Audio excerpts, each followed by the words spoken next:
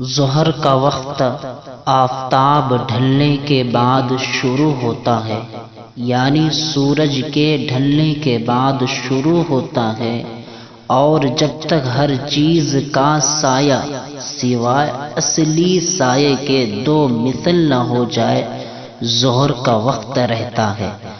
مگر احتیاط یہ ہے کہ ایک مثل کے اندر اندر ظہر کی نماز پڑھ لی جائے۔ جمعہ کی نماز کا وقت بھی یہی ہے، صرف اس قدر فرق ہے ظہر کی نماز گرمیوں میں کچھ تاخیر کر کے پڑھنا بہتر ہے،